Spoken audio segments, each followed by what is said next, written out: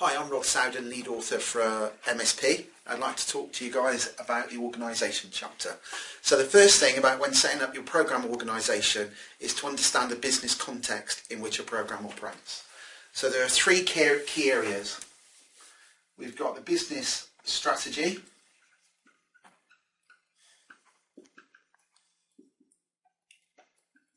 that's driving the direction, and that's where our vision comes from. Then we've got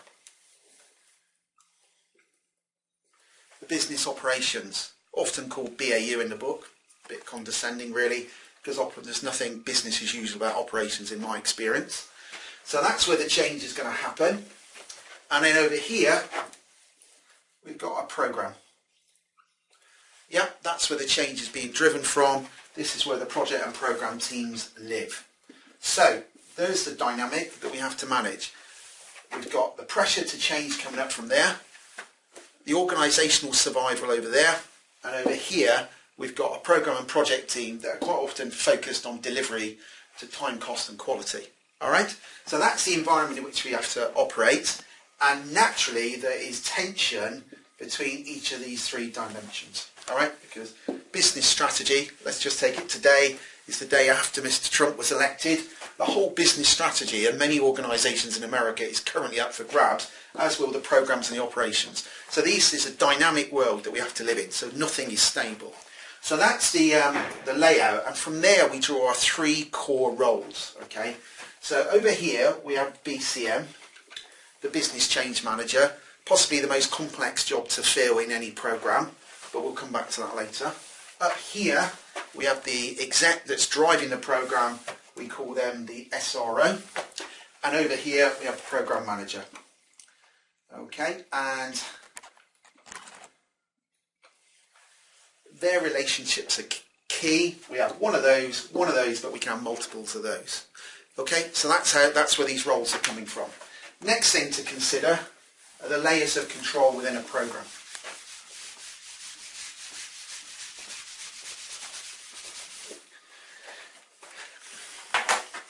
At the top of our triangle, we have SRO looking after the business strategy.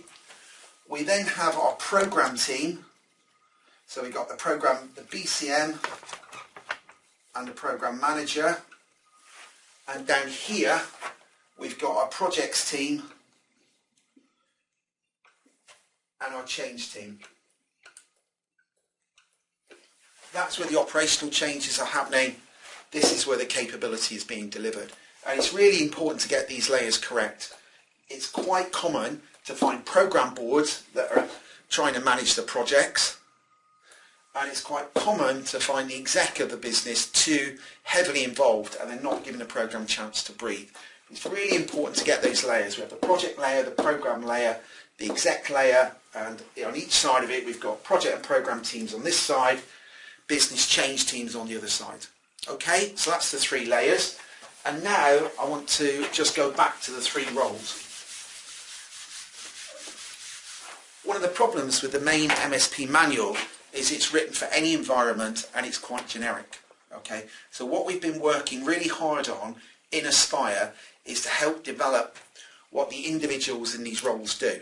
So if you have a little look around on Amazon or on the TSO website, you're going to find some books called the Survival Guides, because we've written a survival guide for the SRO, a survival guide for the BCM, and a survival guide for the program manager, because it looks at the whole program and MSP environment through their own lens, and it comes up with some quite subtly different but very important things. So if you were to look at those books, you're going to find all sorts of techniques that you won't find in MSP. So let's just go back to our original drawing, which we technically haven't got, so I'm going to have to draw it again. Business strategy.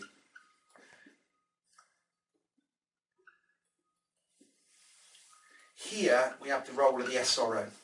Okay, now it's a bit of a clumsy old title, isn't it? SRO, Senior Responsible Owner. Where did it come from? Okay, well it came from the UK research back in around the beginning of the noughties.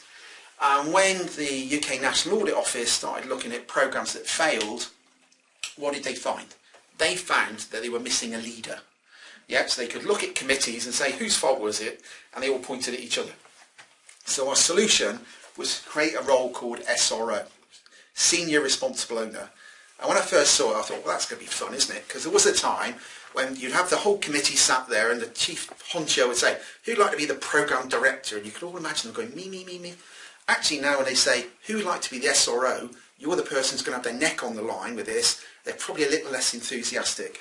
So this role has been maturing over the years. And no doubt when you have a look at MSP and you've got the RACI tables, accountable, responsible, consulted and informed, arguably now it could easily be called the accountable officer or the SAO, but it was too complicated to change in 2007. So, and in any of the books, so we've left it where it is. So in this context, the SRO is completely accountable for everything that's going on. Now that's easy for us to say because that's a really lonely place to be. Yeah, failures of leadership in programs are really common. Yeah, that's why we wrote the survival guide, because the SRO doesn't have to know about everything that's going on, but they do need to be able to decrypt some of the information that's coming towards them. Okay, so a key role, they're sat up there looking at risk, looking at the future states, all that stuff, because they are accountable for success. Really important, and if you're studying MSP, that's the thing you've got to take on board. Right, so the other bit was operations. Okay, that's an all-encompassing word, and the most difficult role to understand for many people is the role of the BCM.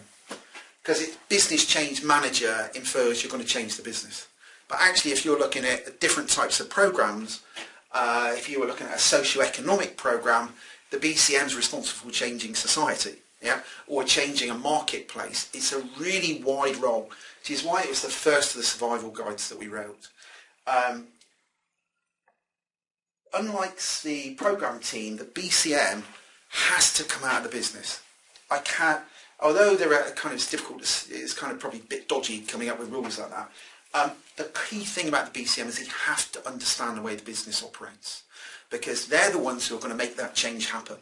All right. So they'll need support. It's not one role. And invariably, when we do an assurance review and look at a program board, these people exist, but they haven't formally got. They're not sat there with this hat on. They're sat there coming in to chip in and kind of be awkward or helpful. So this role is really important to have it defined in your governance model when you're putting your program together. Over here, we've got the program team, or the program manager, and of course, often there comes the team. The program manager, well, that's pretty much a profession nowadays, or a discipline. People tend to come at it from the project world and grow up into program management. Historically, program managers were pretty hard to find because they had to understand both sides of the argument. But the way that we've developed MSP has enabled the world to have professional program managers that can move from disciplines and companies as long as they've got the BCM to support them, because the program cannot succeed without the BCM to make the change happening within the business.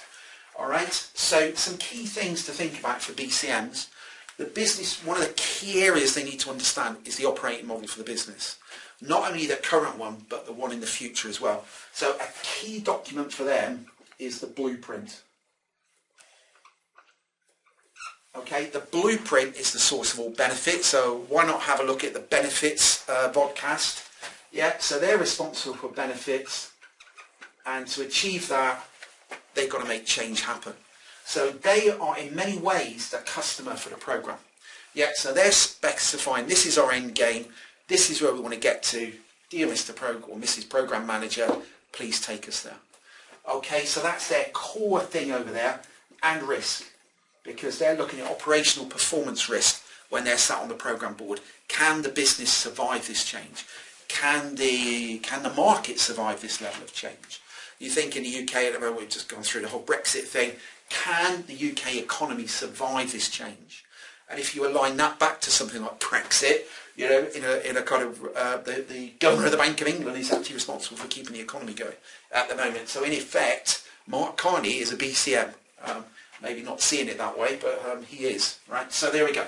And over here, the program manager, their key thing is really looking after the projects and making sure that the blueprint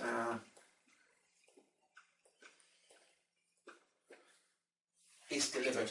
So the blueprint, they own the document, is giving them the requirements, and the projects are delivering the capability that enable benefits to be achieved. Okay, so the program manager in MSP has a lot of responsibility for the documentation, and that's absolutely true. BCM not so heavily, it's a kind of contributing to the documents, particularly the blueprint, that they're responsible for the end game. They deliver it, they make it happen in the business, and the SRO sits up there and kind of in glorious and dangerous isolation with ultimate accountability for what's going on. So I'm not sure, so I hope that little overview saves you an awful lot of reading, or in fact gives you a good basis to do your reading. So thanks very much, and go and check those books out.